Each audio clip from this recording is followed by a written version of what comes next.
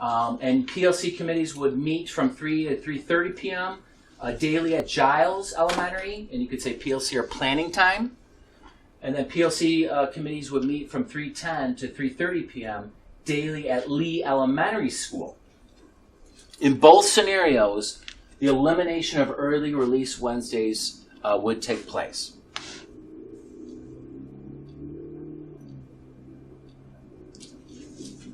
Any questions from the board at this point in time?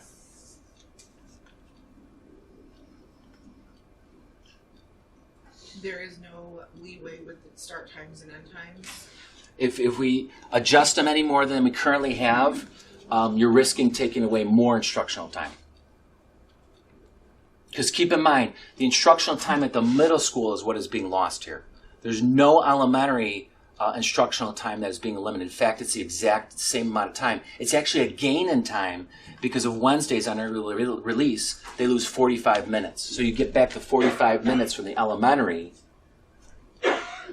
You get back to 45 minutes from the elementary, but you lose from the middle school. So the only loss here is with respect to the middle school instructional time. But this is a transitional schedule. It does not mean after the first year we cannot revisit this. And the same could be said from the previous slide that I provided as well. They're transitional.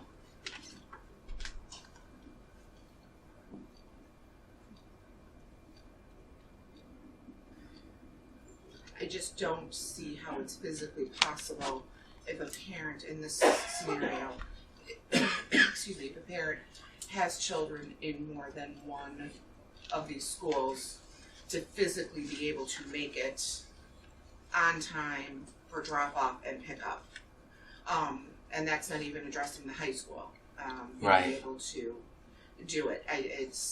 It's not about a convenience, because I know that word gets thrown around a lot here. Right. It's not about convenience. It's about being physically able to be at more than one location at one time, to get them to school on time and to pick them up on time. Okay, understood. And remember, these are created, we have boundaries, right? My collective bargaining agreement starts at 8:10, ends at 3:30. And so I have to work within those parameters, as well as, the high school has a schedule, we have a schedule. In fact, I think it's St. Eugene's. Is that correct? St. Eugene's? They start at 7:50, and the high school starts at 8 o'clock. So there's a 10-minute difference between St. Eugene's and actually the high school. But if you've ever driven past St. Eugene's, you can see that their pickup and drop off is smooth as silk. I mean, the amount of you can't compare that to the mayhem that occurs around both of the schools, either be in the morning or after school. I mean, that's like comparing apples to shoes. There's just no comparison. Okay. Understood. Any other comments or questions? Has there been discussion then of hiring or adding a dean for the Giles School because of the upgrades? I know there's been talk about that, so if we're only at 753 savings and we need to be at 750, we're going to have, by adding another position where we know there's going to be an increase in we're going to look for youth with behavioral issues, which is known to happen with middle schools. Okay. I know that before it was discussed about hiring a dean or having a position so that we'd have somebody to help with that, because right now you were saying that it's our social workers that have been really doing a lot of the work with that, and I'm not sure how that's going to be really feasible. Okay. When we're especially right at 753. Right. I think that's something we would have, if the board is directing me. My understanding is I heard that from the association that they would recommend that we take a good look at this. And I'm also hearing that the board would like me to look at this as well.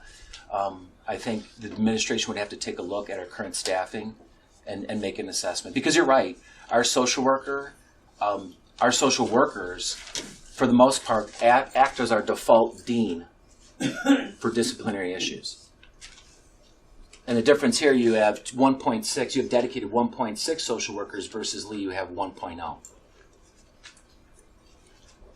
But that issue will come up a little bit later when we go through the actual dismissal of staff, because that's something that we have to discuss. We have a current employee that has tenure that is on a part-time basis, 0.6. They may want to come back for a full-time position, which would then leave open a 0.6 position if we choose to look at that as an option. I actually have done a little bit of research, and the state average is 177 students to one administrator.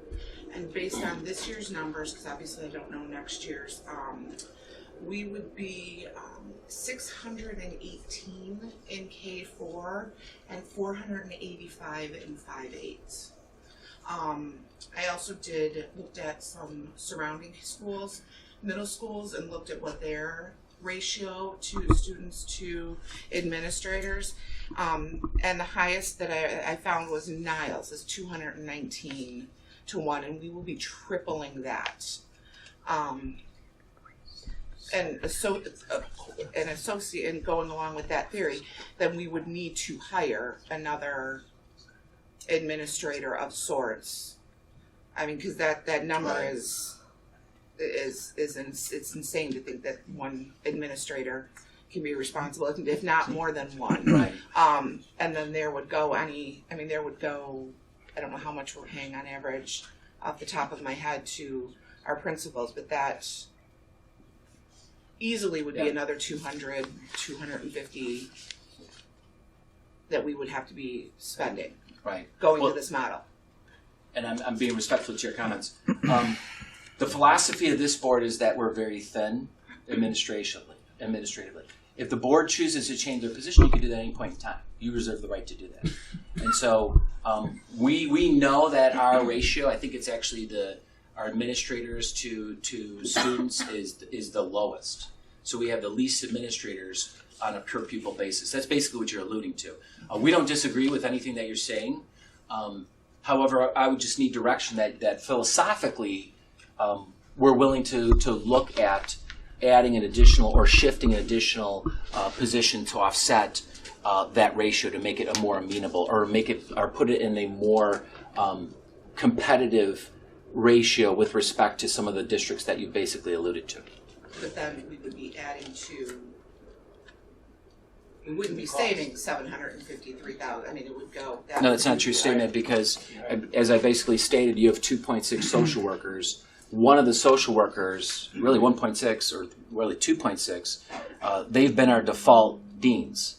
So we created a 0.6 in order to accommodate one of our better social workers. And so what we'd have to do is we'd have to revisit the 0.6 and see whether or not we were going to allocate that toward more social work. Or what I'm hearing is if the board wanted to dedicate that towards a dean. But you guys are going to have to make that decision. Correct me if I'm wrong, I thought that the 0.6 was based on the student population need, based on their IEP minutes, not based on the natural role of taking on an administrator that they have Yes and no. taken on. Yes and no. I mean, when we have disciplinary issues, we turn immediately to our social works and we look for support. So to a certain extent, they do meet that need. However, they're meeting the needs specifically in issues and circumstances where a person has disciplinary issues. So going back to what you said earlier too, and the conversation we're having here, so I have a quick question. Making that transition between scenario 5, scenario 4, and the two different grade centers, obviously who would be qualified to take the position as a principal for the in the junior high, knowing that Michelle Guzik has been as a year principal under her belt, and then you have Dr. Ban, who's the assistant super of curriculum. So have you any thoughts on how to adjust in case, obviously we're not fiscally ready to invest, let's say, another $250,000. Any ideas on that? Any thoughts Well, on that? I think it's like the mascot. The mascot's going to stay with the building. At this point in time, the principal would stay with the building. So I think we have highly capable principals as is, and I'm not in the slightest bit concerned about whether or not either my principals can handle the middle school or the elementary school. And I'm sure there's many people who would agree with me. So in my mind, that's the least of our worries. Sure. But if the Lions are here, then the Lions remain. If the Tigers are at Lee, then the Tigers remain. but the mascot and the principal will stay in the building, unless, of course, I'm approached by the principals and they say that I'd rather be at the middle school versus the elementary. But that's a position I've taken at this point in time. Okay. That was just if we move in that direction, it's obviously a thought or an idea that could be brought put on the table for discussion and see what's best to fit both schools. Highly capable individuals, and I'm not. No, I don't disagree any of that. I'm just saying, logistically speaking, experience versus depending in. I know that one of the principal has a lot of years in in the K grades experience. So I mean in the kindergarten area. So didn't know whether the thought crossed your mind of making this switch or not. Yeah. The good thing about a teacher who was in kindergarten for 5, 10, 15, 20 years, I'm as sure as I'm sitting here, she knows the names of those students that she taught when they were little June bugs. Sure. So I know that plays a big role as you're transitioning. Knowing the kids' names is a pretty powerful tool. And not only that, I know there's kids at the high school that feel the same way. They know Michelle and they've seen Michelle, and it's a first name basis. Even mom and dad who've had their first, second, third, sometimes fourth, very, very confident that we have a competent competent principal. And I'm happy to feel that the level of enthusiasm and support that you provide your principals. I like that too. I sleep well. Good job. So, with that being said, here are a couple of things because I was asked to do this study. So I basically listed things here, and I went over this before. We've got a lot of exciting things taking place. We have a curriculum review cycle that is a 6-year cycle. And I want to just be clear, it doesn't mean we're renewing our curriculum every 6 years. There's multiple phases within this 6 year, and each section of the curriculum is in a certain square or a matrix within a time frame. One of the things that we looked at in the first year is our co-teaching program with special ed. We're taking a look at our science program, our math program, among many other programs that we have throughout the district. Articulation, I got to tell you, I'm so excited because we just have so many wonderful programs going on, not only with the high school, but more importantly with Triton. And for the parents at Giles, I know that there was a 6th grader who was a president for a day at Triton, which is just awesome. This is a program that, by the way, the principal or the president of Triton is a graduate of Giles, and she actually approached us to put this program in place. So it's exciting to say the least. We're getting better and better at having conversations and aligning our curriculum from top to bottom.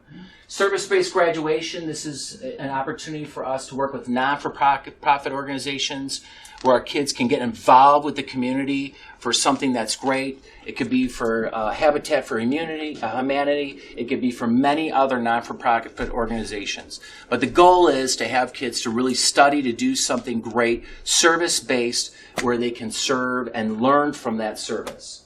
E-learning, online learning for students 5 through 8. We already have the infrastructure with our current netbooks. It's just a matter of us working towards a plan, towards a goal, and making sure that we're providing kids with learning opportunities in the current place that they're at. Because there's an assumption that every kid who's in 7th grade is at a 7th grade learning level. That's not true. You have some students that may be at 8th or 9th grade, and online learning is going to provide you with that pathway at no cost or at minimal cost. Extension of the World Language Program. So if you go to Grade Centers, we'll be able to expand it in grades 5 through 8. We have 4 teachers that are certified to teach Spanish in the district. We have 4 teachers, so we would not have to hire any additional. We just have to allocate based on the certifications that we need, scheduling based on what we need. Gifted program, we'd be able to implement flexible scheduling for all grade levels. So if a student in 2nd grade is testing at the 75th percentile in math, they can actually go to 3rd grade or 4th grade to learn the math programs so that they're learning at the level in which they're expected to learn. Same could be said for 8th grade. If you have a student who's testing the 75th percentile, you want to challenge them, they can not only take classes here, they can take them online, or they can walk down the street over to the high school and they can participate, hopefully, in programs that they have in place. ELL, grades K through 8, creating a more robust program focusing on language development and native language instruction to assure compliance with state and, more importantly, federal guidelines.